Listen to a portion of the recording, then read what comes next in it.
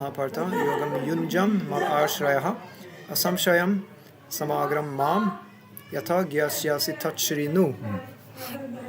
The Supreme Personality of Godhead said, "Now hear, O son of Prita, how by practicing yoga in full consciousness of me, with mind attached to me, you can know me in full, free from doubt." Can I do the word for word also? Yeah, so you can do that actually. Yeah. Say it loud. Yeah. Sri Bhagavan Uvacha, the Supreme Lord said, Mai to me, Ashtaga Manaha, mind attached, Parta, O son of Prita, Yogam, self-realization, Yunjam. Is it like the Spanish N? This N? Yeah. N is like a... No, it's yunjam. If it's going to be like then it has to be this dot over it. Oh, okay. This is yunjam. Yunjam. Yeah. Practicing. Mat Ashrayaha, in consciousness of me. Krishna consciousness. Asam Shayam, without doubt. Samagram, completely. Mam, me. Yata, how. Gyasyasi, Yeah. you can know. Tat, that. Shrnu, try to hear. Yeah. Shrinu. Shrinu. Yeah. I was gonna say Shraddha, but it's like... Yeah, but what was the translation of this word? Shrinu? Try to hear. Try to hear. Yeah.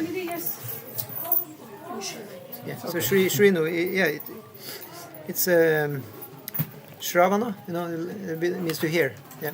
So this Shri, it means you must hearing. have a little faith to listen also. So Yeah, so Shraddha, maybe it's connected. Yeah, probably it is. Yeah.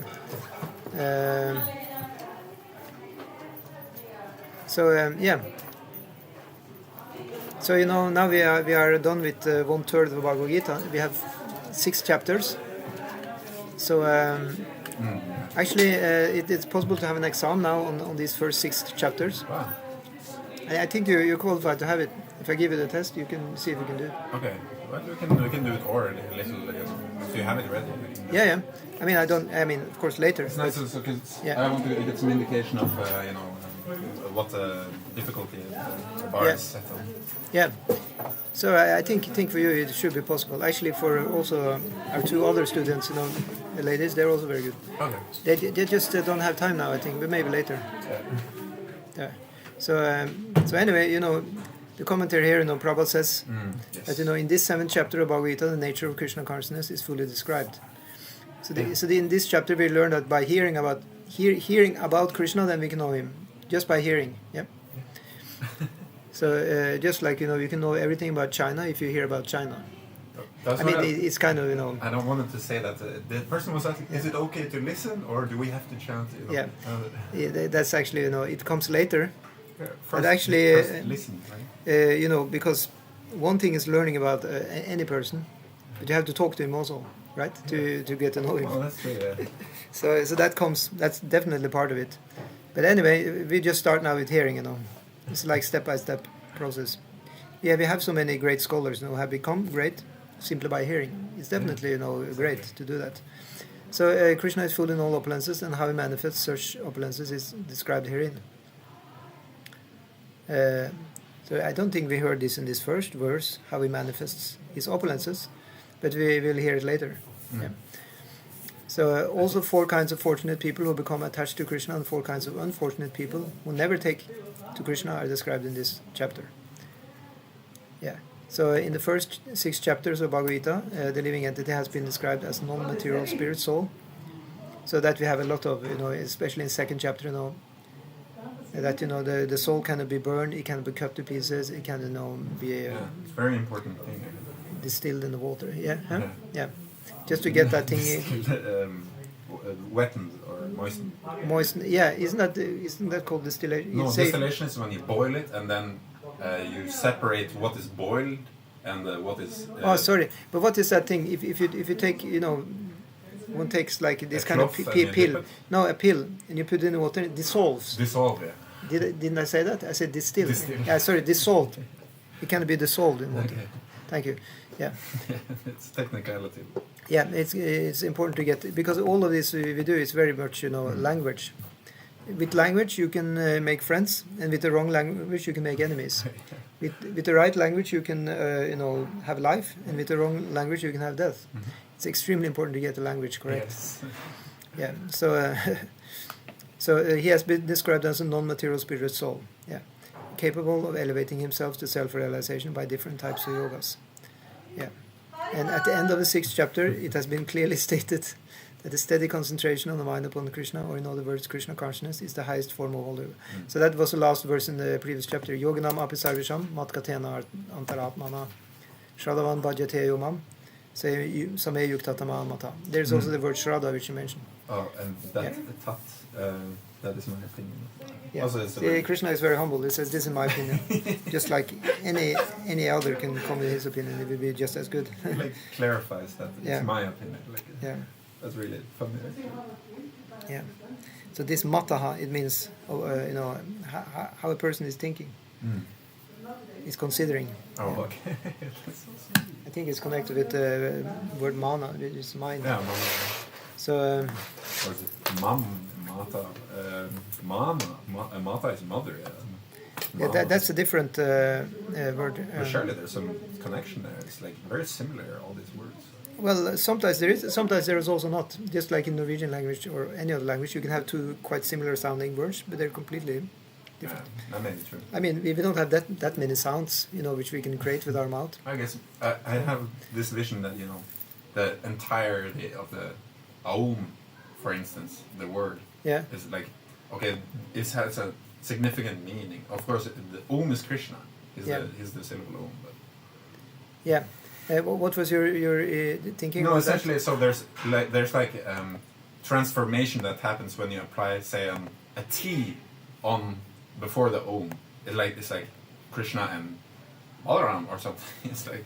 Well, it's said, in one part of Vedic knowledge, then you have the concept that you're creating the whole universe from sound vibrations. Oh yeah. Yeah. So that's when you get into that, you kind of go away from bhakti, because bhakti is just about bhakti basically. Yeah, so but this it's like tantra part of the Vedic knowledge. It goes into tantra and like that. It becomes a little mystical. Yeah, that's It's true. Kashmiri Shaivites. I think they're into all this stuff. Yeah. So, but it's there, I mean, we also accept that the whole world is created from sound vibration. But I think you're correct, because all that is needed in this philosophy or worldview is that I am a little bit covered by illusion or something, and the whole model is completely, invalid. Yeah. Because it's impersonal, I guess. Or it's not in good faith, bona fide. Or maybe it's bona fide. Well, what is maybe bona fide? Yeah, this worldview that you can distill everything down in the creation from sound vibration. Well, it's materially speaking. Yeah, right? that's what happens in this which I mentioned. This tantric path, like a Kashmiri Shaivism. They're dividing all the particles of the world into different elements, which all comes from the Sanskrit alphabet. Yeah. And Lord Shiva was there, and he is part of this whole creation by sound, everything that we have in the world. That is actually funny, because I also can recollect, because sound vibration is being created and annihilated at every moment, and Shiva is Lord of Annihilation. Brahma, he must also be there. Yeah. And Vishnu is and in the middle, as I talked about earlier today with other Prabhu, it's. You see, what's happening here is that we are in 1/4 of the whole creation, or actually of the whole existence. That's a better word. The so-called creation is taking place in 1/4 of the Lord's domain, which is everything, and that's called the material world. And there you have all the different material elements are there. They're eternally existing in a state called Mahatattva or Pradhana. They're like unmanifested. So then, once the Lord is entering there by looking at them, the entrance is then happening by time, because he becomes time. Yeah. He says in Bhagavad-gita, "Time I am." The exact moment he enters and there is connection, and it's described. It's just like conception actually between man and woman. Oh. The womb is the material nature itself, and so that's the feminine nature, and he is the masculine nature. Immediately when he enters, then it's Kala, and that person, Kala, is Lord Shiva. So then Lord Vishnu is still outside actually, but then Shiva is actually going inside the matter. So Shiva's before Vishnu? No, he's not before Vishnu. Vishnu is first, but he is looking at the material nature, and then he's looking. It becomes Lord Shiva in the form of time. Once it enters, it stirs up all the material elements. Is Shiva the deity of time? Well, yeah. He's called Kala. He's a personified time. Yeah. Kala Bhairanga. And then, the wife is Kali. It's like a... So Bhairava. So Kali Bhairava, I think. It's not Bhairava. Kala Bhairava, something like that. Okay. Yeah. But anyway, it's also Bahir, because Bahir means Bhairanga Shakti. It's the external energy. It's called Bhairanga Shakti. Oh, okay. And Antaranga Shakti is the internal energy. So it is, the external energy which we're working with. Oh. So he enters there, and everything is stirred up. And as we often have heard, at the time we are born, that's when our death is starting, because it's connected. Once you're born, you also start dying. Next birth is also continuing, and everything is continuous. It is as I explained, because the Prabhu I talked with earlier, he was wondering, how it must be a long time ago since that happened. And I said, no, that's a material concept. Yeah. That is a long time ago. Yeah. You see, you're entering a chakra. It's called a chakra. It's just round. It's always going on. So you cannot count when it started, because it's always going on. Yeah. What you have to do is go out of that chakra and go to the spiritual chakra, which is also a circle. Oh. Then you're out of that time which looks like it has a beginning and an end. This is our whole concept in the material world. Yeah. 1/4 of the Lord's energy is that, Oh. where it looks like things has a beginning and end, but it's an illusion created inside that Kala chakra. So it's just repeated birth and death all the time. So that's why one has to simply escape that one and go to the spiritual chakra, and then you will be fine. And then when you go to spiritual chakra, it feels like you always were there. That's also no beginning and end. Yeah. You see, both places have no beginning and end. Yeah. I'm just meditating on these images you're creating, so it's very interesting. Yeah, that's the whole thing. So one simply has to be detached from this concept that we have. Even the devotees can have a problem with that. Yeah. Still attached. When did it start? I need some answer. No, you can never get that, because this is circular. Anyway. It's like it's circular. You can in a circle there is no beginning point. It's that easy, really. Well, actually, you can define it yourself, where the start point is. You can make it for yourself. Feel free. For mathematical models and such, you can actually have useful information, but you start. Any point can be a start point. And you can theorize. Yeah, but it's completely made up. You can say. It's a model. Yeah. It's a model, exactly. Yeah, but anyway, it's good to philosophize. That definitely better than not. Yeah, I would say. I guess it depends. Yeah, it depends. If you're already spontaneous devotee, then just keep on doing that. Don't sit down and philosophize. Any reason to not philosophize? Well, philosophization is supposed to also create rasa for the one who is already a devotee. Yeah. If it does that, then all fine and good. But there's so much rasa in philosophy, I think. Yeah, it is. That's why we have all the philosophy here. Okay, so we can go on. So actually, Vishwanath Chakravarti Thakur, he's giving his commentary, on the Bhagavad-gita called the Sarartha Varshini Tika, and that means the shower of essential meanings. Shower or the showers. Shower, sorry, shower of essential meanings. It's probably written the same way. One who shows things is not a shower, I don't think. Sorry, that was bad English by me. Yeah, that's all right. I'm just that's cool. That's nicely said. It's probably written in the same way. But is there such a thing as a shower? One who's showing anything. There is no such thing. There is nobody is a shower. It's not a word. Yeah. So anyway, he has a very nice prayer before he starts his commentary. He says, "Kada sada nanda bhuvo mahaprabhu kripamritabdesh charanau ashram yam mahe yata yata prajitta mukti tatpata bhaktya dvanna prema sudha maya mahe."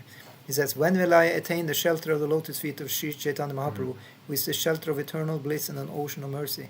Having given up the processes of material enjoyment and liberation and taking shelter of the path of bhakti, when will I become qualified to taste the nectar of prema? So Vishwanath Chakravarti Thakur says that this 7th chapter describes the various opulences of Lord Shri Krishna, who is the supreme object of worship. It also describes 4 types of people who worship him and the 4 types of people who do not. That's pretty much what Prabhupada already said, right? He's following very much the commentary of Vishwanath Chakravarti Thakur, actually. Yeah. And also Baldev Vidyabhushana. It's actually very sweet. Yeah. So, and then the first 6 chapters, which we have been through, they describe the processes of jnana and yoga, both which result in liberation, moksha. So now in the next set of 6 chapters, various types of bhakti yoga, beginning with bhakti mixed with karma, jnana, and so on. There's also a description of destinations, types of liberations attained by the practitioners of nishkama karma yoga and sakarma karma, such as Salukya, achieving the same planet as the Lord. Later Krishna will say, he goes back to my abode. Yeah. But there is actually, the highest is simply to be a devotee, not to even aspire to go to his planet. Yeah, and I don't know. I would also like to share please. More and more feeling like this process is devotional service. In Krishna says, joyfully performed, everlasting. So you just want to continue, with it. Yeah. So there's no question of birth or death or anything. It's completely merges into the bhakti. Yes. That's the amazing thing about bhakti, is actually it just takes over. And that's the blessing of bhakti.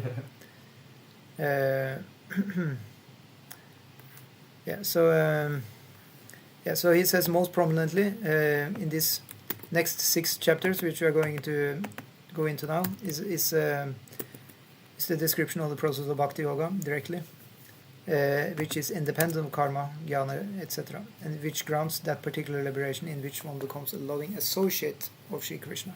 Oh. So that's better than just getting on the same planet, right?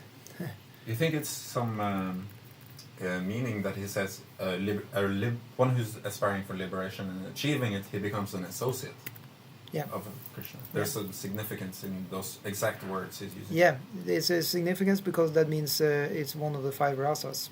Oh yeah. One can be neutral. You can be a tree or grass or something, or you can be a servant, which is what we start aspiring for when we join Hare Krishna, because we get the name Das, is servant. Or then you can become friend, or like a parent, or like a lover. Yeah. So then Vishwanath Chakravarti Thakur, he is referring from Srimad Bhagavatam, Yat karmabir yat tapasa jnana vairagyash chatat. Simply by practicing bhakti yoga, my devotee easily attains all the other stuff. Yeah. So whatever auspicious result you can get from doing all kinds of karma, all kinds of tapasya, all kinds of jnana, or by being detached, practicing mystic yoga and all this. Huh? Does he say easily also? Yeah. This Krishna says in Srimad Bhagavatam 10:20-32. Yeah. There he actually says that. It's so amazing. Yeah. So there is no need to worry about all these other stuffs. Say you want to have some material success, whatever. Fine. You will get that just by doing bhakti yoga. Yeah. So even if you want to go to heavenly planets, attending Vaikuntha, you get them by bhakti yoga. Yeah. So like that. Sorry, making noise. Yeah. So it's a very, needless to say, it's a very auspicious process, this bhakti yoga process. It's actually, better than we think, really. It is like the most sublime thing. Yeah. It's only this damn mind, who starts, protesting, So that's why Prabhupada said, you should beat the mind with a shoe 100 times in the morning, and with what else was it? Shoehorn in the evening. With a book in the evening. Yeah. So of course, one time, one disciple of Prabhupada came by, he saw the disciple actually standing there beating his head with the shoe, and he asked, "What are you doing?" And he said, "But I heard you said in the class." Beat me 100 times in the morning with a shoe, and 100 times. And Prabhupada was just, "Oh no." He took it literally. Yeah.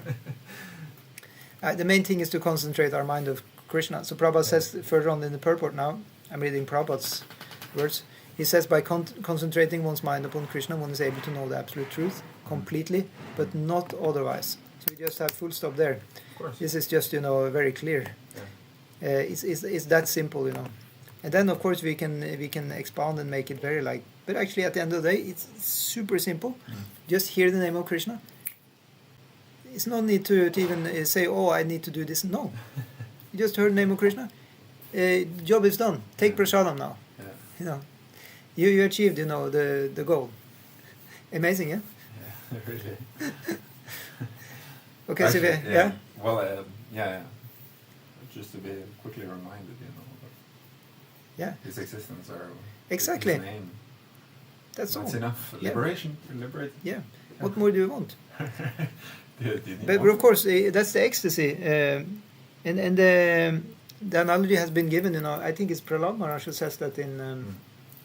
No, actually, it's... he also says something similar, I think, but it's said by Rupa Goswami in one place. Just as a young boy and girl, they're just happy by being together. They're just attracted. In the same way, the devotee will be attracted to Krishna when he comes to that level. Yeah. Simply by hearing the name of Krishna is enough to satisfy him. So it's very wonderful. So the second verse today in chapter 7 says Gyanam te hamsa vigyanam idam vakshyami asheshata yad gyatva neabhuyanyarch gyatavyam avashishyate.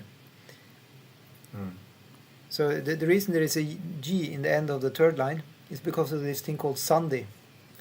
Because when you start the next word with a G and you have kind of J or G? so J, sorry. G is gay. Sorry, J, yeah. J. You're better than me in English pronunciation. I get it now. For the Yeah. G. Yeah, sorry, J. Yeah, of course. Sorry, I'm just brain dead at the moment. Maybe you haven't. I also know that actually. It should be J. And now wait a minute. J is J. The Yod is J. G and J. Yeah, now I see it. It's two difference. Yeah. Because in the word for word it says Yat Gyatva Nea Buyu Nya Buyu Anyat. It's a T it ends with, yeah, in the word for word. Oh yeah, the word for word is Yeah. sometimes different. Yeah, so it says I can say them each. Jnanam, phenomenal knowledge. Te unto you, aham, I, sa, wit. Vijnanam, numinous knowledge. Idam, this, vakshyami, shall explain. Asheshata, in full. Yat, which, gyatva, knowing. Na, not iya in this world. Bhuyaha, further. Anyat, anything more. Gyatavyam, knowable. Avashishyate, remains. Yeah, so you say this word anyat, and then it's kind of really treated. It lost its a. You see in the Sandhi, it's just this thing. Yeah. What's it called? This slash. I guess it's conjunction. Conjunction. Yeah. What happened is because of the Sandhi, because when you have a word ending with this is called visarga. This h with the dot under it. Oh yeah. Yeah. So it says bhuyaha, and then anyat. So when you have a word with ending with the visarga, no h with dot under is called visarga, and then the next word will start with an a. Okay. Then the Sandhi, the rules of Sandhi, the law of Sandhi says then you should remove that a in the next word, and then you should make u in the previous word. But it's to like melt them together. Yeah, it's for phonetical value. Yeah. So then you say buyonyach. Buyonyach. Instead of buyaha, anyat. It's like you have to work hard with your mouth saying buyaha, anyat. Yeah. But there's a little dot, so it's like anyat. It's like there's still some emphasis. Yeah, it's just used always when you remove an a. Okay. You start a new word, you put that thing instead. So and then the G is there because the next word is starting with. So did I say J now? Yeah, you said the G. Oh, again I didn't. Yeah. Okay, this is my last try. J. Yeah. The T merges with a J. Yeah, so the J is there in the end of the word, and then the next word is it's because the next word starts with J, is gyatavyam. Oh, that's even a whole new line. No, but actually this is what I wanted to tell you. If you look in the Devanagari, there is only 2 lines. Yeah, so is it actually Yes. bi-versal or? it's not supposed to, yeah, they're called couplets. You see because in the Visarga you have like this line, you know, Yeah. and then you have 2 lines in the next one. Yeah. That's very correct observation. They're called couplets. So in Bhagavad-gita it's full of couplets. Yeah, and some places there may be more. But this is standard. So we're actually singing it wrong when we're singing 4 verses. It's You 2 can say verses. for most of them it works because these couplets have the anushtup meter. Okay. This anushtup meter it works as a melody in 4 parts. So okay. Yeah. So So I can say it now. multiplication of- Yanam tesa havigyanam idam vakshyamya sheshata yat gyatva neabunyo gyatavam avashishyate. But it's important it's not too long break between each line because otherwise this Sunday doesn't give you what's supposed But to there's give. a little dot on in between the 2 also. But in the Sanskrit, there's no dot or anything. Oh, I see. Yeah, they put a dot there. Yeah, it's just to help us. Yeah, that's just probably, artificial. I never saw that before. They didn't do that before. No, They've done it now just to give us a helping hand. Yeah. I think they just made it for us so it's easy for us. Actually, Probably. usually the Sanskrit, when you see when other scholars are romanizing the Devanagari alphabet, they don't give us this in between. We just pack them all together, so it's super long. Yeah, exactly. So here, so you have to do the work. Yeah, very difficult thing. Yeah, very difficult. Yeah. Do you know how to sing in the meter that takes the whole first couplet and then the second? This is the meter. Oh, no. Yeah. But the thing when I say yad gyatvanea bunyo nya gyatavam, you shouldn't be too long waiting. Okay. I say yad gyatvanea bunyo nyad. Yeah, maybe you can. I shouldn't stop there and just because you have the nyad gyatavam nyad gyatavam. Because otherwise it wouldn't make sense. That Yeah, they that's the even point. merged. Otherwise it doesn't make sense. So Yeah. that's why you say it actually without break. Yat gyatvanea bunyo yat gyatvanea bunyo nyad gyatavam avashishyate. Exactly. Yeah. Then it flows. Yeah. So in one sense, you can say it's kind of misleading to have them in 4. It's very strange. Yeah. And sometimes even to make it worse, sometimes you have compounded words that doesn't actually stop. So actually, then they even put in what do you call this when you're going to connect? Where you break the word in 2 and you connect it. What is it called? Hyphen. Yeah. It's called a hyphen, right? Yeah.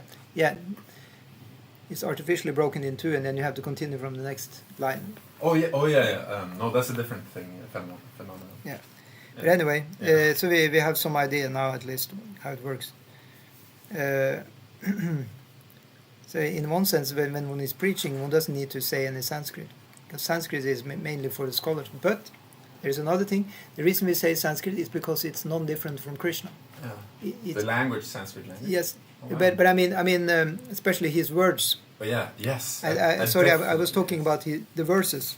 Yeah. The verses in Bhagavad-gita, or the verses which Krishna is uttering, is non-different from the person Krishna. That's really good. That's the reason why we actually chant his Sanskrit verses. Okay. Otherwise, there will be no need. Actually, it's because just you have the understanding. Yeah, because for the knowledge you have the translation. You can say. And this is an unfiltered, and direct. Yeah. It's not. Yeah, you can say it's unfiltered when you have it in Sanskrit. Yeah. Yeah, it has been preserved very nicely, the exact Sanskrit through the lineages of guru and disciple. That's really sweet. So in that way, it's very good that we always include the Sanskrit also, just for authenticity. And also even the mundane scholars, they also like it, so that we have source, on the... Yeah. So in that way, I'm not saying we actually need a Sanskrit, but I'm just saying for preaching to people who don't know it. Yeah. That's what I meant. People who don't know Sanskrit, or we can just speak in normal English or local language. Yeah. Later on, if one really wants to get into it, then immediately one starts going into the Sanskrit. I really like that because it lets you also double check that Prabhupada is translating correctly. Yeah, exactly. Word for word is very. Of course, we're taking his word for word. It's for people who like to engage their intelligence. Yeah. There are a whole section of people who are not into that at all. I know many they've been devotees for whole life, but they're not into this Sanskrit thing. No. They don't worry about that. They like to be practical, cook or kirtan or something. That's different natures. Yeah.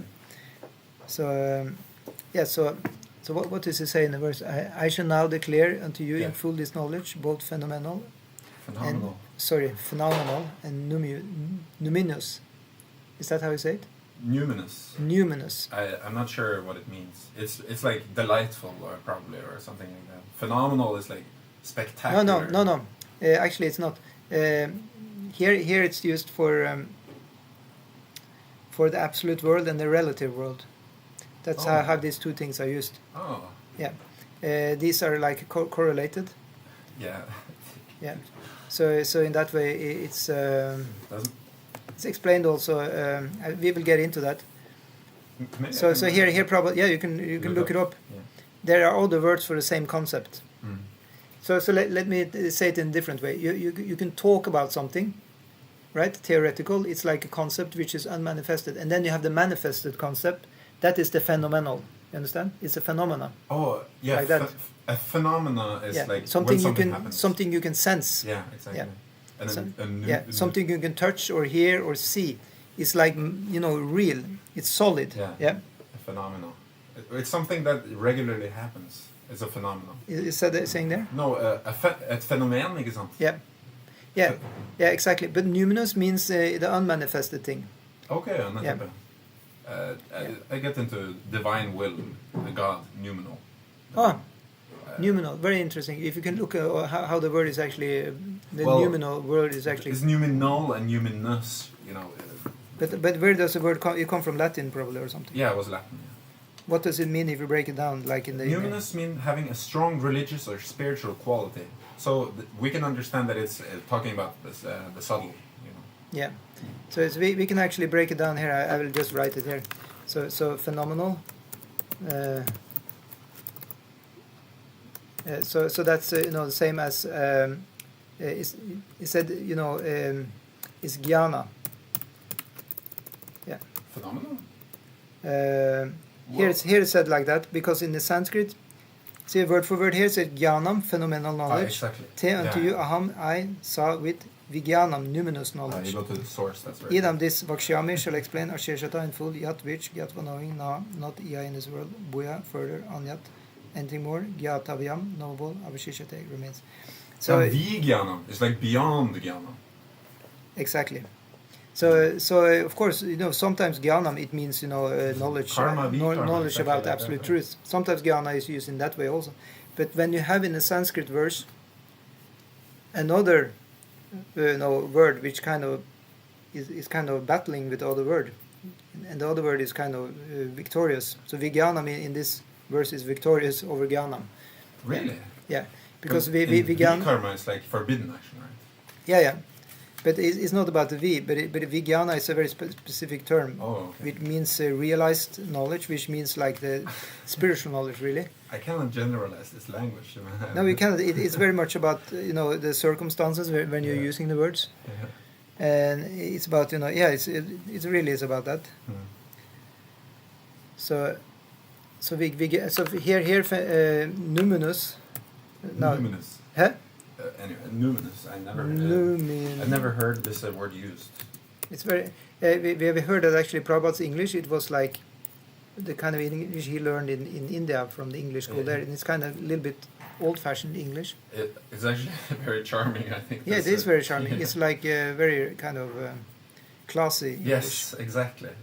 But maybe you can look for any synonyms to the word. Spiritual, religious, divine, holy, sacred, mysterious, otherworldly, unearthly. I like that word, divine. Yeah. Yeah. Awe-inspiring, transcendent. Transcendent also. And then phenomenal, can we have another word for that? Yeah. I guess that would be mundane then. No, not that. That's a bit aggressive. Exceptional. But that's when you. Phenomenal means that. Yeah, that's the remarkable. But it's that's when you use it in that sense. Perceptible by the senses. Perceptible. Does it say that? Perceptible by the senses or through immediate experience. This is a good one. Yeah. Perceptible by the senses, because that means that the other one is not, right? Yeah, exactly. Yeah. Or different in some aspects. And then you can say what was the other word for numinous? Numinous was otherworldly. Yeah, spiritual, transcendent. Yeah, transcendent. Yeah. Yeah. Like just beyond. Yeah. That's good. I think we can use that will kind of land more easily in our minds. So we have that thing which is perceptible by the senses, that kind of knowledge. Yeah. And you have another knowledge which is transcended and not perceptible by the senses, and that kind of knowledge is called vijnana. Ooh. So guess what? I cannot conceive of it. Well, in the 5 levels called the progressive of the consciousness, which is detailed in the Upanishad, Taittiriya Upanishad. Then you go through 5 levels which are called koshas, and then the 4th one is called vijnana maya kosha. And this kosha is explained as when you are able to discern between matter and spirit. So that's the vijnana. Through knowledge, right? Yeah, Not through knowledge knowledge. or anything. Yeah, because you cannot see it, you just understand it with your with intelligence. The intelligence becomes empowered by God. Yeah. In that way, you have vijnana knowledge, and that's numinous knowledge. Numinous. Yeah. What is perceptible by the senses is what we usually call jnana. Oh, really? Yeah, it's usually knowledge. Like how can you make a car? How can you make an airplane? Yeah. Or you talk about how to cook. Is it jnana? We usually talk about that. Yeah. Vijnana is always a higher stuff, which you just understand by realization in the heart. Okay. I can even write that, understood in the heart. So it becomes really, clear that is. And this jnana is understood by sense perception. Yeah. That's already said. Yeah. Perceptible by the senses. Yeah. Google actually gave that. All glories to Google. Yeah. Okay, so I think we're good now. We can continue.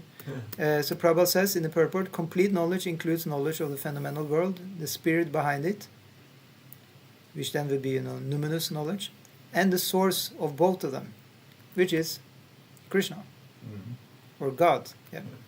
And Prabhupada says that this is transcendental knowledge. So again, back to the same thing I said before, that you have the world is divided into 4 parts, and 1/4 is what we have here as the material world. Yeah.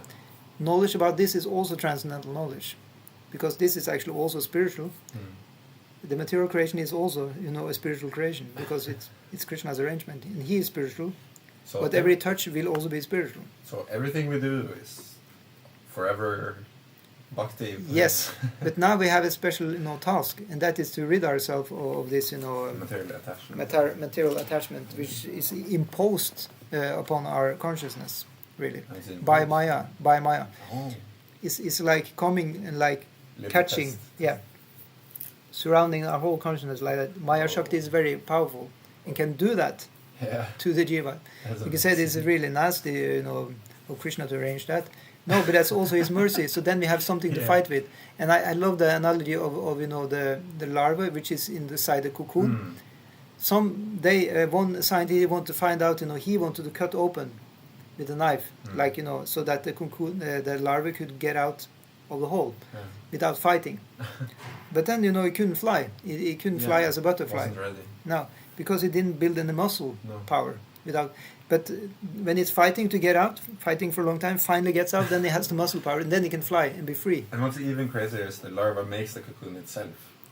Oh, that's okay. So that just adds to the That's the yeah.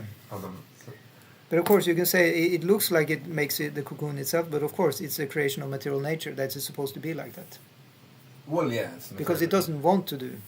It doesn't want to be bound up. But I heard some accounts like they see, Jivas, maybe it starts like we don't want to go, and then we're here, and then we suddenly don't want to leave. Yeah, but it not necessarily has to be like that also. The thing is that you may not be able to find in the first point, as I explained, it's a circle. Yeah, exactly. Like that. That's why it's called, Eternal anadi. time is like a There is no beginning Yeah. on this. So anyway, we can read the next verse. You like to read it? Of course. Manushyanam sarashreshu kaschidhyatati siddhaye yatta tam api siddhanam kaschim mam veti tatvata. Manusyanam of men. Yeah. Sahasreshu of many thousands. Kaschit, someone. Yatati endeavors, siddhaye for perfection, yatatam of those so endeavoring, api indeed, siddhanam of those who have achieved perfection, kaschit someone, man, me, that he does know, tatvataha in fact. Very good. Jai. Out of many thousands among men, one may endeavor for perfection, and of those who have achieved perfection, hardly one knows me in truth. Yeah, very, very nice, bro. That's really, really sweet verse. Yeah, it's very sweet. So, what can we understand about this? You have any immediate thoughts about this verse? It's really the glories of the Lord, I guess. But Yeah.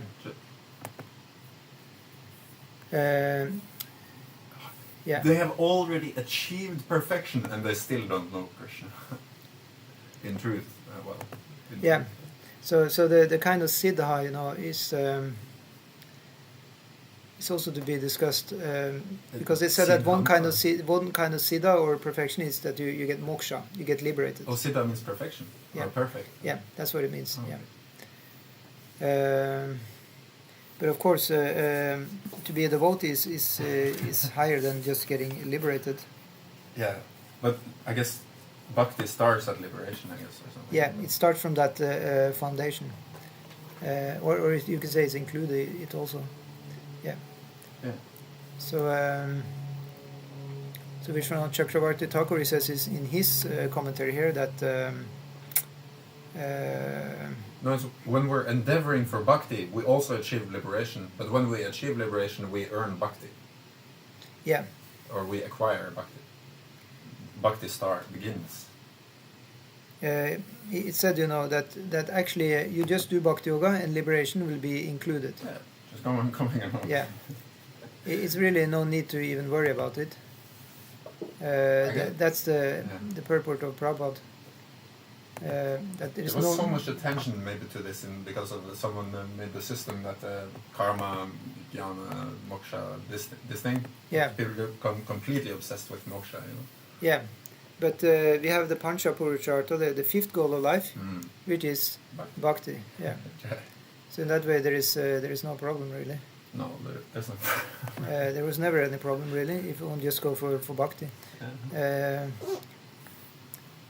Yeah, and then so Vishwanath Chakravarti Thakur he says that let's see here.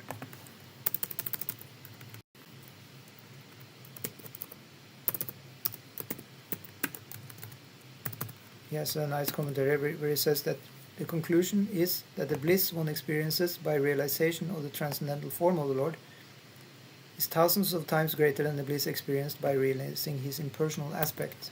Yeah. That's said in one text somewhere. I don't remember where it is, but it's given like a gradual description of how much bliss you are getting from this. It says how much bliss you are getting to go to heavenly planets is 1,000 times how much bliss you are getting here. And then if you go higher, then you get even more bliss and more bliss. And then actually, when you are realizing transcendental form of Lord, then it's 1,000 times better than realizing Brahman. So it's all the time 1,000 better than the previous one. Yeah. There's one verse I don't remember where it is from. I think it's from one of the Upanishads. Oh, there's something I guess in the Gita Krishna says like the one who enjoys the senses perceives no tangible happiness. Actually, that's the thing.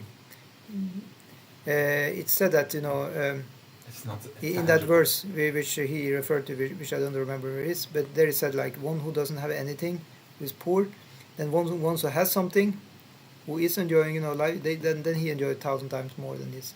And then of course, and then one who do this, he's 1,000 times more, 1,000 times more. Yeah, exactly. And then you get all the way up to Krishna. So here it said that Nirvishesha Brahman. It's also called Nirguna Brahman, is the Brahman without any qualities. Yeah. So homogeneous Brahman. That's the goal for the Advaita Vedantists, also called the Mayavadis.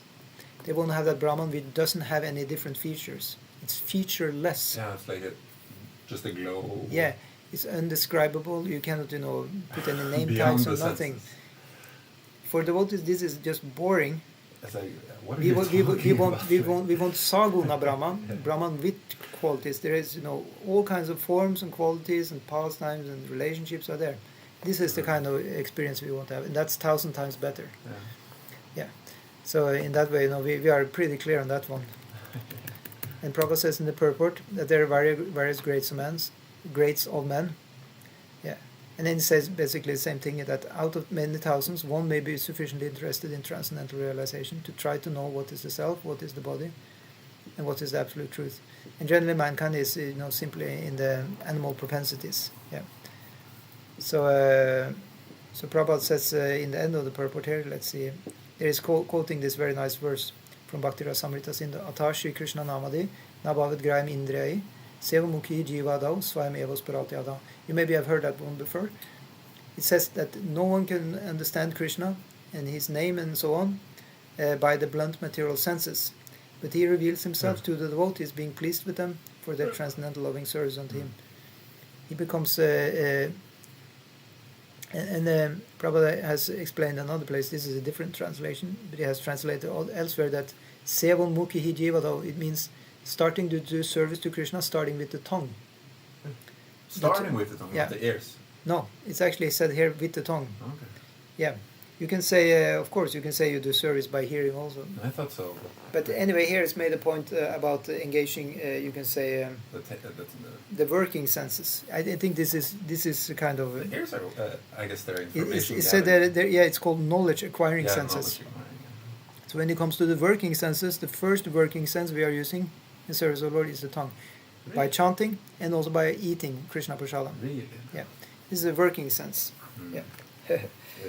So we're working for Krishna, in other words, by eating and talking about Krishna. Everything is manifested from sound, but someone has to create the sound, I guess. Yeah. So that sound is it's Brahman. So if you're very lucky, you'll make a little bit sound, and then you get a lot of response. Yeah. Now here's another one. That's actually a concept. It's also stated by our acharyas that actually sound, we don't manifest the sound. It's eternal, and the Lord is just permitting it to be coming, on our tongue. Right, yeah, it's already existing, and the reason why this is even a discussion is because there are a few instances in history. For example, in the Bhagavatam, you have Bharat Maharaj. He became a deer, but it said that when he died as a deer, he was actually chanting the name of the Lord. But how can a deer, chant? And the explanation there is that he was just so pure, so that the whole name manifested on his tongue. Wow. It was not he who manifested. In the same way, we should look when we are chanting, that we are actually not manifesting. It's Krishna who comes himself and dances on our tongue. Isn't that beautiful? Sweet. Yeah, that's very beautiful. So then it's not I have to chant. No, you just have to surrender. Then Krishna will appear and go out of your mouth, so you can hear him.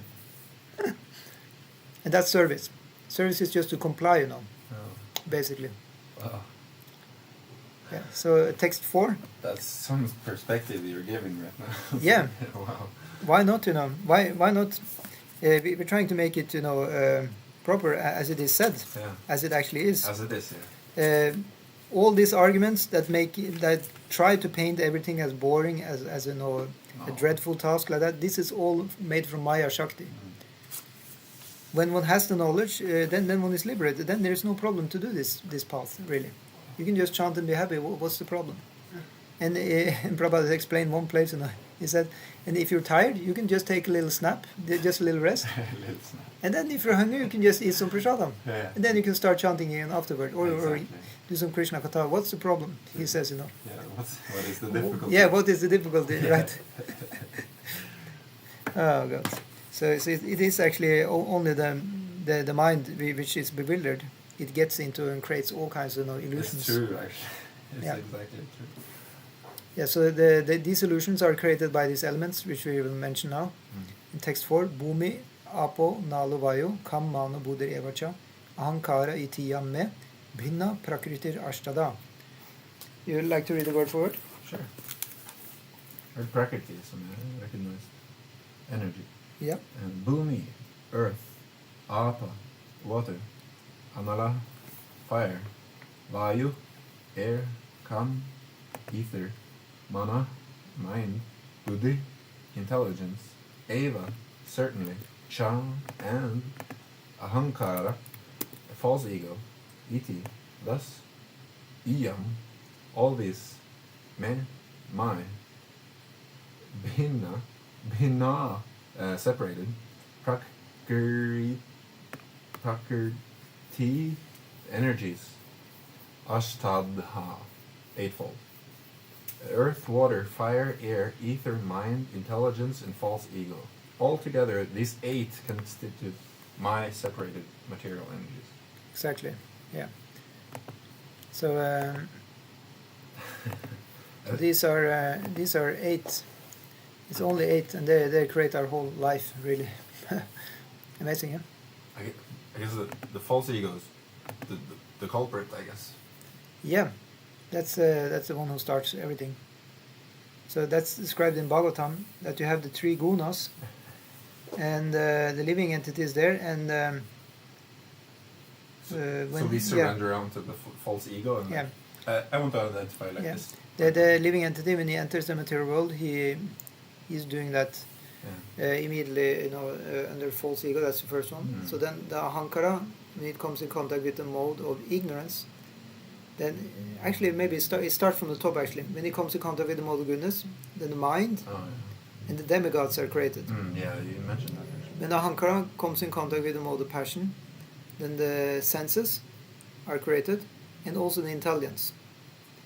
When ahankara comes in contact with the mode of ignorance, then the dravyas are created, which means the gross elements, Wow. which includes the sense objects. That's earth, water, fire, air, and ether. It's just the 5 actually, Panchamahabhuta. So the jiva, when So that's all perceptible objects we have. before he enters the material world, he has false ego. No. Or is it like this model, like first is the false ego 10 times thicker than the second layer, which is the... No, that's already inside. Before entering, there is nothing. The Atma is... But actually, that's the point I'm again trying to make. It's a circle which it doesn't have in the beginning. Mm. So according to Bhagavad-gita, I think it's chapter 13, text 20, isn't it? There it said, that there is no beginning about this entanglement between the jiva and the material nature. It's beginningless. Yeah. Karya karana, no, wait, it's not, no, here it is. Yeah. Prakritim pura samcheva vidyana adyo bhavapi vikaram shagunam cheva vidhi prakriti sambhavam. Material nature and the living entities should be understood to be beginningless. Their transformations and the modes of matter are products of material nature. So No, it's beginningless. because I'm talking strictly on causality. Yeah. If you're familiar with the word. Yeah, I heard it, yeah. It's essentially like, okay, whatever happened in the past, but the jiva is like, before he enters I guess, it depends on the identity of the jiva, If a liberated soul comes to do some service in the material world, that there's would no be false that ego, would be exceptions, I guess. And also I'm pretty sure that the material world is not made up of devotees who wanted to go there to do some service. I'm pretty sure that is not the whole material world. It must be the whole world is not like that. No. Well, okay. Why would all the devotees just go here? No, And be I don't mean bacteria that. and all insects and all this I stuff. guess you're right, but I mean, like, I guess it was the mood of Chaitanya. It was like bringing everyone to liberate the poor material. Yeah, so he's liberating everybody. Yeah. So that's his I guess glory. they just brought his Prahlad Maharaj and this. Yeah, I mean, of course, at the end of the day, it doesn't matter what we think. I mean, it is what it is. No matter what we may never know really the full story, but at least we have some information from the books. At least we know there is no beginning to this, since it's said there. Anyway, we can take that false ego as one of the energies, material energies. So basically, every single person inside this material world is a jada anda. It's a dull universe. It's covered like an egg, with all these layers. It's said it's formed like an egg. It's not circular. It's egg-like. Elliptical. Yeah. So we're like in an egg, and that's it. We don't have any idea if there any start to this. According to this, there was no start. It's just like a circle. It's just going on forever. But then we can always take bhakti when we are human. Only when we are human we can take the bhakti, because before one is just going through the karma. Okay, Like, I'll just accept yeah. it. I mean, Vishwanath Chakravarti Thakur and Bala Vidyabhushan, they explain in their commentaries that this this karma which jiva is having in his baggage, that's also beginningless, right? So go figure, it's just beginningless. Sounds like And- a heavy bucket. Yeah, but that makes sense when you understand that it's a circle. Yeah. So you just have to move out of that circle and go into the spiritual circle, and you'll be fine. It doesn't say it's endless. Just note that it says it's beginning, it's not endless. That means Okay. it can have an end.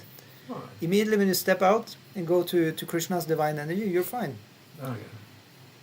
It doesn't say Yeah, it's, because it's it's- endless. That's Yeah. that's it's not that's really the your hope, backpack or whatever. It's whatever you're being influenced by. Yeah, I mean sometimes we call it a baggage because it is actually a collection which is stored there as samskaras, Certainly, yeah. and it's There's explained. history and- It's called what is it called? There's a term for that. It said you have like a whole bag like of mustard seeds, Yeah. and that's all the karma from hundreds and maybe thousands of births. And all of these karmas are not fructified in this life. Yeah. You just get a few of them, and then maybe next life you get some other karmas. Yeah. Who knows? So in any case, when you take the Bhakti Yoga, all these bijas, all these seeds are just roasted, the seeds of karma. Yeah. So they're rendered not working anymore, Yeah. unfunctionable. Because just like if you roast a seed, apparently then if you put it in the earth, it doesn't give a plant No, it's like anymore. a serpent Yeah. without Yeah. teeth. So that's the benediction from doing bhakti. Yeah. According to the Brahma Samhita, it's stated there. But so really just all glories to chanting of Krishna's Yeah. holy names. So it may sound terrible, the situation and so on, but guess what? You only know about this now when you have gotten the Hare Krishna mantra. So you already got the means for deliverance from this. Yeah. So now we can cope with hearing how bad it is. Before we didn't know, we were in ignorance, we didn't suffer then also, Oh, that, right? Because when you're in ignorance, you also don't suffer because you simply don't know. yeah, that's When you true. actually know, then you may think, oh, this was bad, but hey, now you got the solution No, to it's the problem it's also, okay. right? So then it's okay, So I mean, the Lord is definitely not bad. Oh, no, I'm pretty sure about that. I think last lecture you held last Sunday, you were talking about this having faith in the Lord in the sense that you're not blaming the Lord for your inconveniences. Yes, that's definitely very, very central. So, yeah, the key point, 50% of the Maha Mantra is it's Hare, but we also speak of Hari as the one who's the thief, right? Yeah, Taking away your but material. actually I talked about that yesterday also. There are very many interpretations on the whole name because it can be chanted in all different kinds of moods. There is actually no end to the interpretation, but one of the main interpretations, apart from the one I mentioned there, that he steals the heart, Yeah. but actually that's specifically that he steals the heart of Radharani. Oh, I see. But another mention is that it comes from ri, and it means to steal or take away, like that. Hari? H and R with the Oh, dot ri. under. So ri, yeah. Hari. Hri, Hari. hri, yeah. Yeah. So that riyate, for example, means to take away. So Yes. anyway, Oh, yeah. so that also implies that since it's double the amount of hares than Krishna and Rama, Yeah, exactly. that means that we need a lot of that the Lord takes away our sins. So by the Hare Krishna mantra, the Lord is taking away our sinful, tendencies. That's also. We need that to get purified. That's why a lot of Hare, interpreted- Hare, Hare, Hare, Hare. So we just clean by the Hare. I guess. Yeah. I mean, there's probably you can do psychoanalysis of it also. When a devotee chants Hari Bol instead of Hare Krishna, or Yeah, what is the different? I know maybe the mood of the devotee, but it's a little confidential. Yeah, it definitely has an effect. Yeah. There was this one devotee who did this famous experiment, and it's still there, as a scientific. You can find it in the scientific, databases, and he found out that the persons who chant Hare Krishna, they are excelling in the mode of goodness. Yeah. He had one test group who chanted Hare Krishna and somebody, not chanting or doing something else. And the chanting Hare Krishna group, they excelled in. They had more sattva guna, and it was just random people. So yeah. Okay, so let's move on. We can see what's written in the purport. You'd like to read? Text 4. The science of God analyzes the constitutional position of God and his diverse energy. Material nature is called Prakriti, or the energy of the Lord in his different Purusha incarnations, expansions, as described in the Sattvata Tantra. No, in the Narada Pancharatra it said here. Oh, you have different also? Oh, wait a minute. That's the one I copy-pasted. Maybe Narada is quoting the... Oh, it's true. They have updated the version on the Vedabase on the internet. Oh, but is it wrong or is it? No, Is it a mutual source? Because I think you know the one which is in the book is more correct, Yeah. because I had never heard that Narada Pancharatra is one of the Satvata Tantras, because I asked this to one scholar actually, because I was digging into that. What is the Narada Pancharatra? Because you couldn't find a book with that. Actually, there is a book with that name, but that's a completely different book. Oh, really? And I got it confirmed from that scholar that this Narada Pancharatra is a completely different book, and that the Narada Pancharatra is just a generic term. That means that it just refers to all these scriptures about deity worship, because Narada Muni is the deity for this deity worship. Oh, really? He is the saint patron for deity worship. He gave all this knowledge about deity worship, so that's why they call him Narada Pancharatra. Pancharatra scriptures are about deity worship, and sometimes they're called Narada Pancharatra. Okay. So it's just a generic term. So to say that that's one of the Satvata Tantras, I don't know. But anyways, now I copy-pasted, I accept it. Satvata Tantra also means, I'm pretty sure you can also use that as a generic term. Satvata is referring to the devotees, and Tantra is the methods. So the methods of the devotees, right? So in that way, you know. Oh, yeah. Yeah, so what does it say, the Sanskrit there? Vishnu's tu trini rupani purushakyani ato vidu ekam tu mahata srashtr divityam tu anda samshtitam trityam sarva bhuta sham. There should say Tritiyam, because it's a long E. Tritiyam. Yeah. Tritiyam. Sarva bhuta sham stam tani gyatva vimuchyate. Super. For material creation, Lord Krishna's plenary expansion assumes three Vishnus. First one, Mahavishnu, creates the total material energy, known as the Mahat Tattva.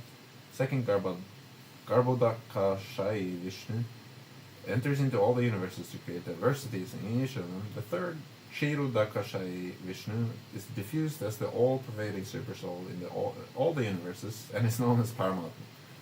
He is present even within the atoms.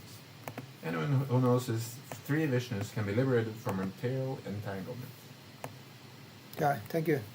So we can look at verse 5 maybe. Let's see. No, it keeps going this. I guess it's explaining also the energies. Yeah, you like to read? It's okay, we don't have to. No, okay. So, okay, oh yeah, we have more explanation here by Prabhupada. Okay, I can read. It keeps going. Yeah, this material world is a temporary manifestation of one of the energies of the Lord. All the activities of the material world are directed by these three Vishnu expansions of Lord Krishna. These Purushas are called incarnations. Yeah, they're also called the Vishnu avatars. Mm. Yeah. Generally, one who does not know the science of God, Krishna, assumes that this material world is for the enjoyment of living entities, and that the living entities are the Purushas. That's for one who doesn't know. Yeah. So they think, we are the causes, controllers, and enjoyers of material energy. Yeah. Well, Yeah, good luck with that concept. well, yeah. Yeah. People live by it, for a very long time. Yes, but this is due to the false ego, as we have talked about. I don't know how Yeah. So the false ego, false ego, it gives the sense. I am the body, I am Yeah. enjoying this. I'm owner. Oh no, I'm suffering. Yeah. So aham-mimeti, this is me,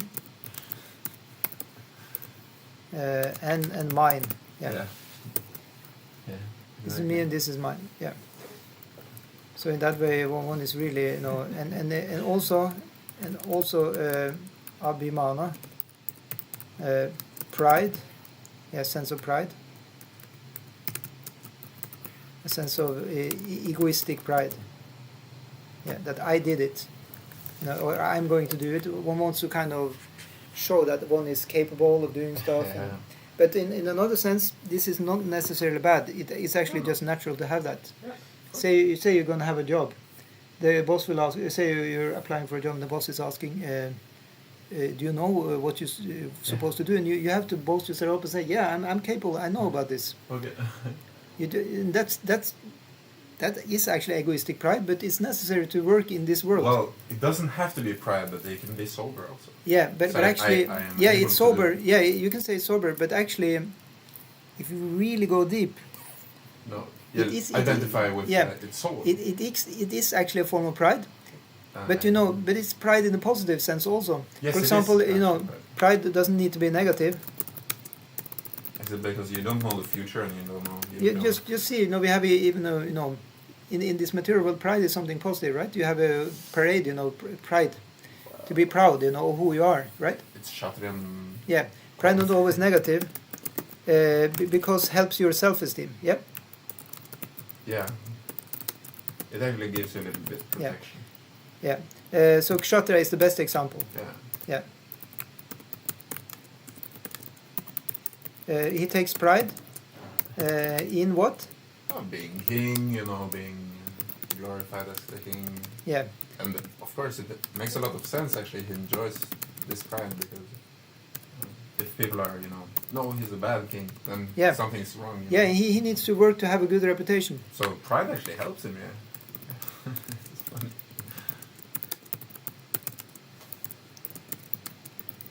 So that is very much in the world, really. Yeah. But of course, the reason I get into this because it's good to just accept how things actually are, Yeah. and then later on we can say, you know, oh, we maybe want to change. You know, it's said in the very end, when a person is actually becoming completely absorbed in Krishna and really doesn't want to have anything to do here, then even that kind of pride can actually disappear. But that's extremely of course. fine pride, you can say. So that person will completely not identify, but usually that's only happening in the very end of his life. I mean, can that not be part of the soul? And then you have another layer, which is, okay, I will practically have some little pride, but I know deep down I'm soul, I'm not Yeah, associating you anything. just use that pride for practical purposes. Yeah, Yeah. it's literally like a Yeah. natural phenomenon. Yeah, just like you know, say for example, you can be the topmost transcendentalist, you still have to go to the toilet. That's the hankara right there. It's identification with the body. Yeah. But you're doing this as a service to Krishna, and then it will be the same as, you know, Krishna has given you a car, and you need to, you know, take care of the car sometimes. It's not that you identify with it. literally the body. Yeah. Like, Yeah, the body is like the car then.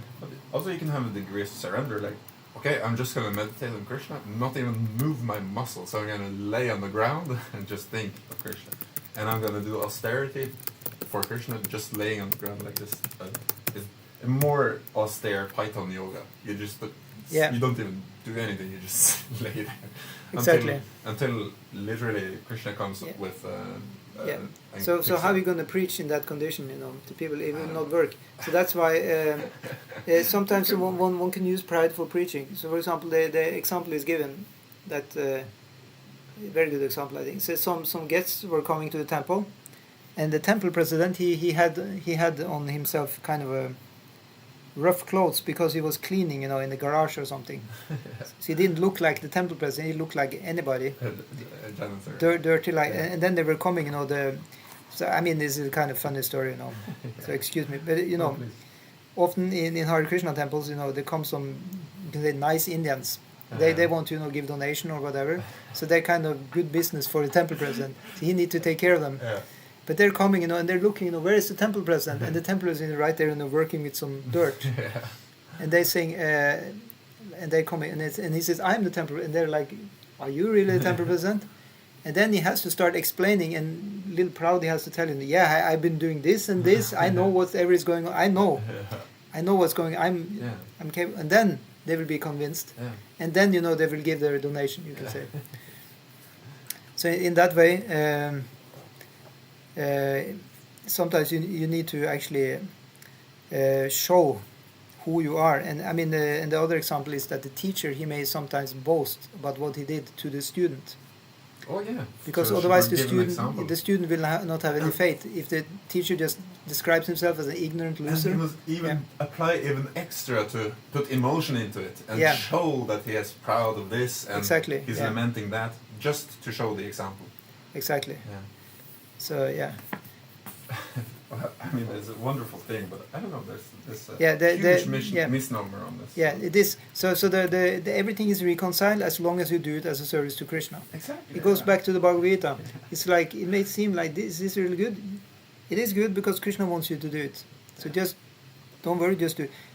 Like that. Krishna, he's asked Arjuna to fight, and he is having the fight with his old teacher. He loves his old teacher, Duryodhana. Duryodhana. Sorry, Well, he loves Duryodhana also. Dronacharya. Sorry. Dronacharya, Yeah. yeah. He loves his old teacher, Dronacharya, but he still has to fight him. There's also- He wouldn't have done that if Krishna didn't ask him. He wouldn't have done He would it. surrender it to them, Yeah. give them the kingdom, Exactly, beg yeah. them in the street or whatever. So in that way, he just gets free of even more false ego than ever before, Arjuna, by doing that. Of course, now we're just looking at of Arjuna as a material person. Yeah, but it's goes just very playing deep, that role, this, yeah, this yeah. meaning. So now we go to the next verse. And now we talk on the other side. Yes. You want to read it? Sure. The Sanskrit? Yeah.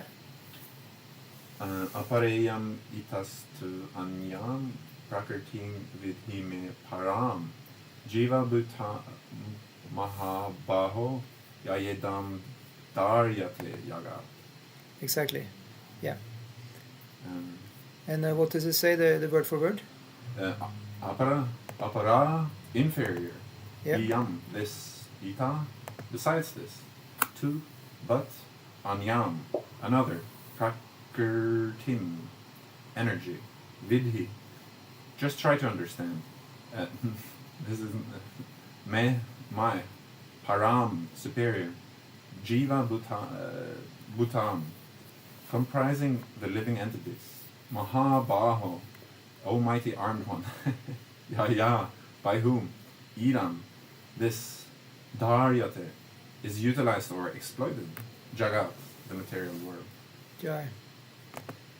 Yes. So, and then the translation as it is.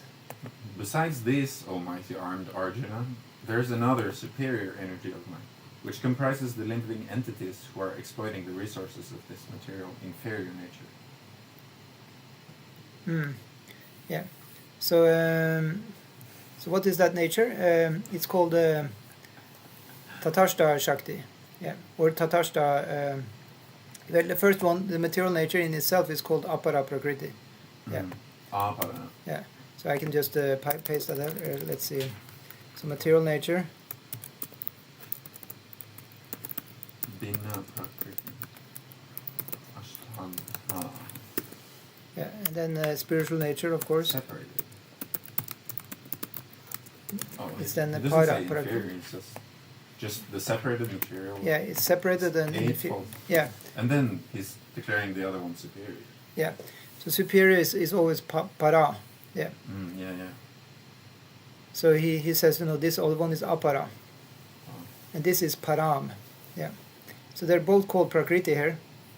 So sometimes one can get confused because usually spiritual nature is not called prakriti, but in another sense it's also called that because prakriti means the feminine energy.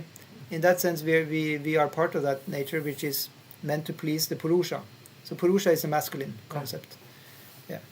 So in that way, this it works. It's like the cup, the pair that goes Prakriti and Purusha. Yeah. Prakriti and purusha. Yeah. So then all of this we have here is prakriti, including ourselves. But then you have two different kinds of prakriti, of course. That prakriti, which is material nature in itself, is called archit. That means it's non-conscious, right? This is not conscious. Well, According to Shastra, it's not conscious. We living entities are conscious. There may be Yes. living entities inside there, yes, and everywhere. they can sense that I'm doing this. Yeah. But otherwise, the wood in itself. See, No, this wood, because everything. Krishna is conscious of everything. Yeah, He knows yeah. it. That's the point. But it's said that these material elements, earth, water, fire, Yeah, air, and ether, that's they're actually separated. they're just building blocks. Yeah, it's like Lego. Yeah, like Lego, like the kids are playing with. Yeah, I guess. But What is chit? That's the para prakriti. I guess, yeah, because it enters into each atom, but before he enters the atoms, it's like nothing.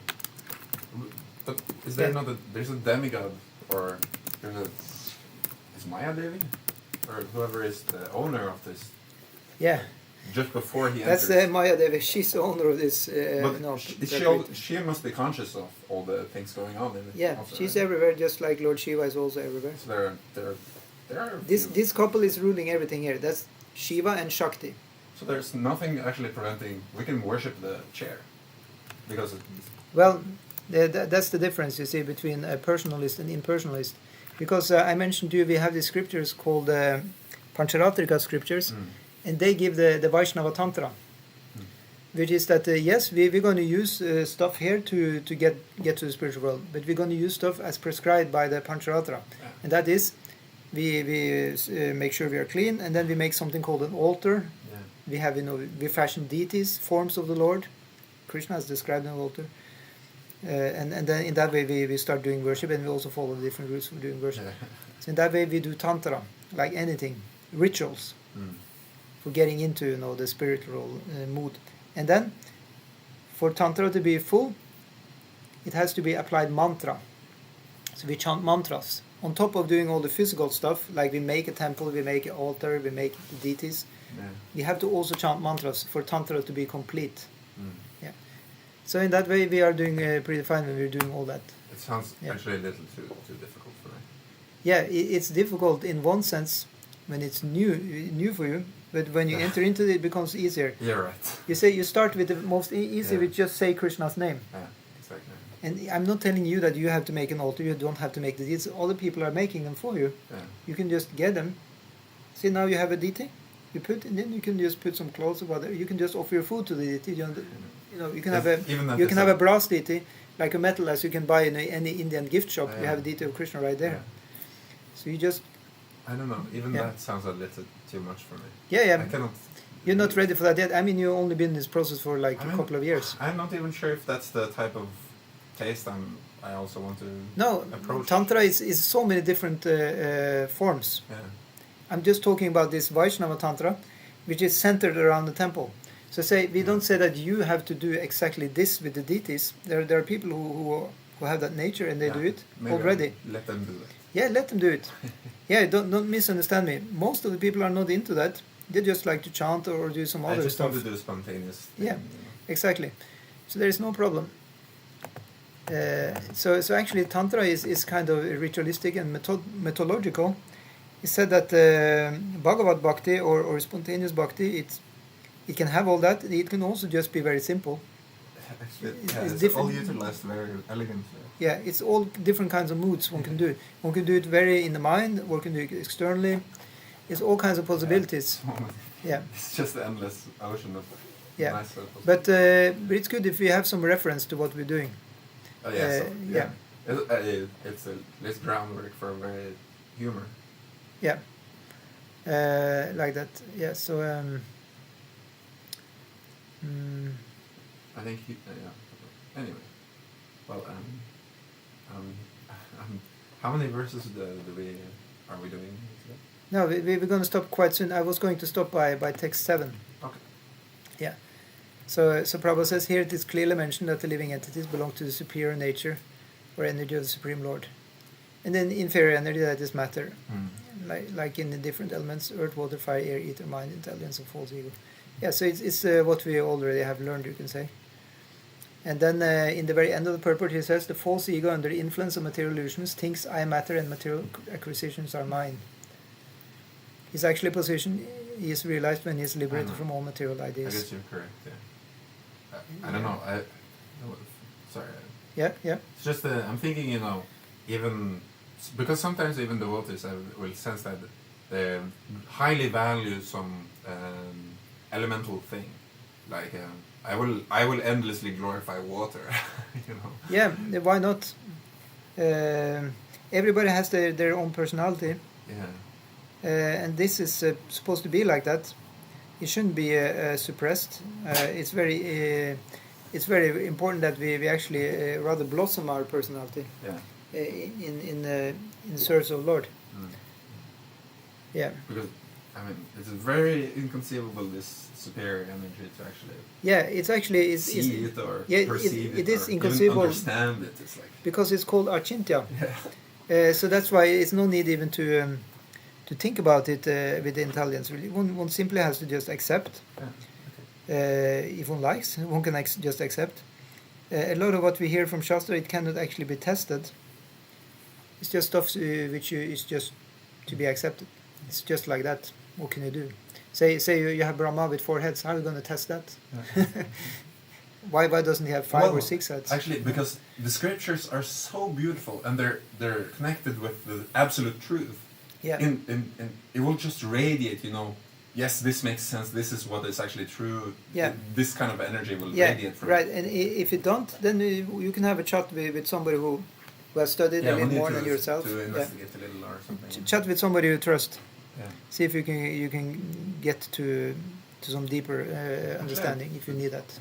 Yeah. As a basis, I trust everyone, but I will be able to understand very quickly if someone is speculating or someone doesn't know. I would even go as far as saying that somebody may be honest and trustworthy as a person, but they may have misunderstood. Yes.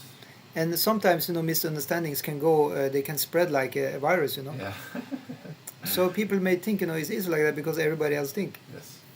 And it may not be bad also. But it may be that if you really are wanting to be sure, you should speak to somebody who's highly elevated, like a guru, somebody who has studied a lot, or even you can study more yourself. And to be because sure. the guru is able to just say, if you come with, I have little doubt, I think this thing doesn't make sense with what I understand. Guru is like, oh no, you misunderstand. It's like this, and then you're like, oh, I understand. And then you feel relieved. Yeah, exactly. Yeah. So that's sometimes it's not only advised, it's even said that one should do that to feel satisfied intellectually.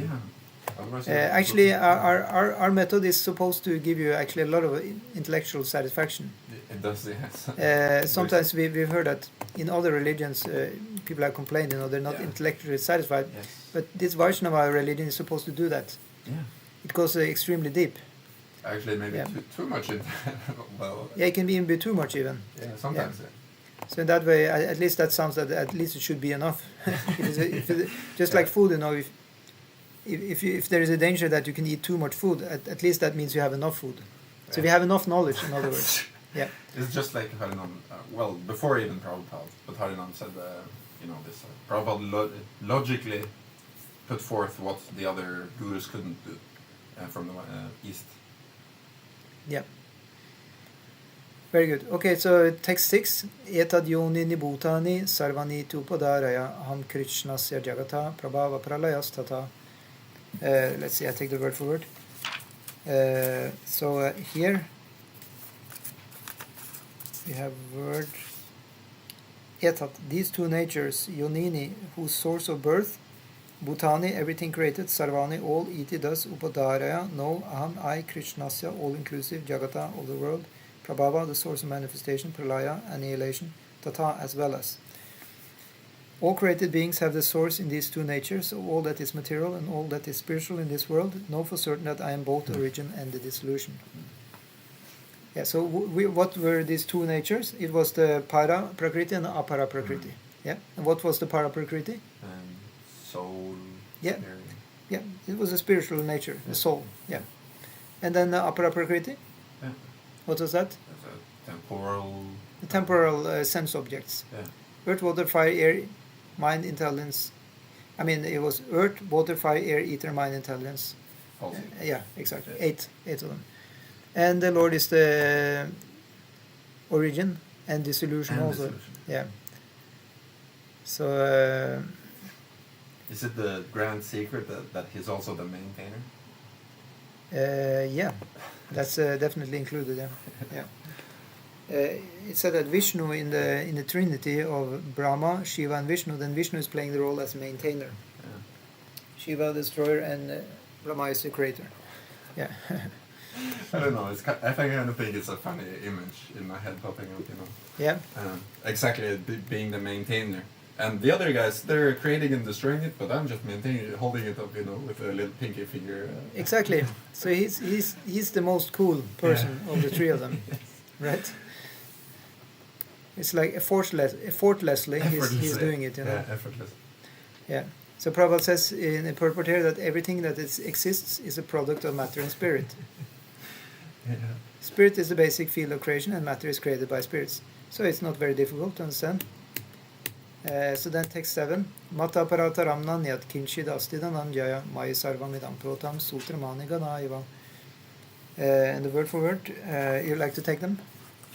Mataha. Mataha.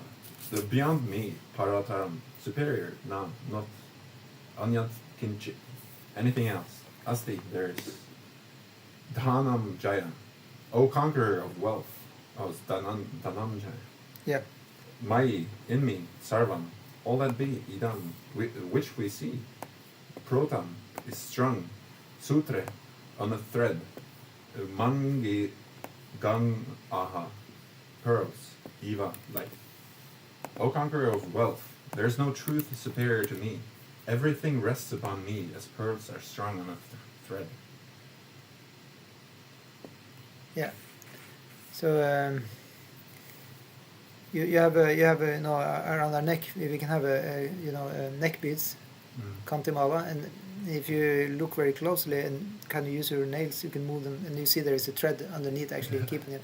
But then as I do that, you can't really see. You just see the pearls, right? I think this is such an important verse. Yeah, it's very important. It goes exactly to the core of. Yeah, the point is that we cannot really see the Lord because He's hiding Himself. Yeah. He's hidden by all the stuff, but he's the invisible thread behind everything. Yeah. And Oh yeah. He's keeping everything together, and that's one of the explanations of the word of the one name of the Lord is called Sankarshana. It means He who keeps everything together. So He is actually that God particle which you're looking for in the Large Hadron Collider in Switzerland. You know, this try to break the particles more and more, so you can get the smallest unit. Yeah. But actually, the Lord is Chitkana. He's a spiritual particle, so you'll never get there. Because He's simply unmanifest for their eyes, or even any kind of sense. They're doing Even logically, you cannot get there, even with mathematics. They are doing a little bit severe austerity, this work they're doing. Of course, all So- glory to that. I mean, That's fine, but to find God with that method, I'm not so sure. I think eventually all paths, like all the rivers will flow to the ocean. Yeah, you can say, but it's said that it has to be Vedic paths. If it's not a Vedic path, then I'm not so sure. Yeah, because they're kind of, just wandering around here and there. Yeah, if it's authorized by Lord to do like that, then you could get there. But they But become it made bored, and then yeah. they're like looking for inspiration, and then they suddenly come across, Bhagavad-gita and like, whoa, this is so Yeah, that's the meaningful. point. So usually it is better like that. They may get some purity. I guess. Actually, usually philosophers, scientists, people are very brainy. They usually end up being believers of God. Yes. Yeah, because they understand. They look into all these things and understand. This is amazing. Yeah. They just understand this is something higher than what we can explain Something by blossoms logic. within. Yeah. So then they take a look at this verse, and then they are convinced. Yeah. Yeah. So then Prabhupada says there is a common controversy over whether the supreme absolute truth is personal or impersonal. And of course, as Prabhupada says, as far as Bhagavad-gita is concerned, absolute truth is the personality of God, Sri Krishna, and this is confirmed in every step. In this verse in particular, it is stressed that absolute truth is a person. Yeah, and then Prabhupada says that the personality of God is the supreme. That the personality of God is the supreme absolute truth is also the affirmation of the Brahma Samhita, Ishvara Paramakrishna Satchidananda Vigraha. So that is the supreme absolute truth, personality of God is Lord Krishna, who is the primary Lord, the reservoir of all pleasures, Govinda, and the eternal form of complete bliss and knowledge. Yes. So Ishvara Paramakrishna, yeah, he's the Ishvara, Para Ishvara. Yeah. There are many Ishvaras actually. All these demigods are also called Ishvaras. They're controlling different fields. For example, you have the water god Varuna. He's an Ishvara because he controls all the water. Yeah. Surya is an Ishvara. He controls the sunlight. But the Param, Ishvara Param, that is Krishna. He's the Ishvara over all the other Ishvaras. Parameshvara, that was the name. Yeah. And then Satchit Ananda Vigraha, he has that form of eternality, knowledge, and bliss. Yeah. So. So it's pretty So Vishwanath Chakravarti Thakur in his commentary on this verse, he says that the Lord is the Antaryami.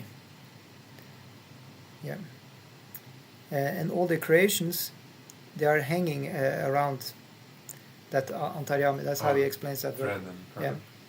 So he's the one who is inside everybody's heart and also inside every atom. And all the elements, all the creations, phenomenal creations, they're just hanging around that Antaryami, just like the thread. The pearls are hanging around the thread. But this is the kind of images that are drawn in the Indian art style. It's the Purusha and just amazing effulgence around him. Yes, exactly. Yeah. And you can even go as far as saying, you have all the Prakriti is also called zero. Yeah. Zero. Zeros. Yeah. Oh. This is like a circle with a hole inside. Oh yeah. Right. I think I've seen that. So hollow inside. And then Purusha is the one. Oh, yeah. So he's the one like that, and then the zeros are all around the one, right? Yeah. So it also makes sense from that angle. So I think we'll stop there. So next time we will start on text 8. Okay. Srila Prabhupada ki jai, Shri Krishna ki jai, Bhagavad-gita as it is ki jai. You have any final questions or comments? I'm happy. Yeah, that's it's been a long day. Yes. Very long day already. Not over. It's definitely not over. But as far as philosophy is concerned, we maybe had enough for today. No, philosophy keep going. Okay, but it will be offline. Yeah. Yes. Jai. Hare Krishna.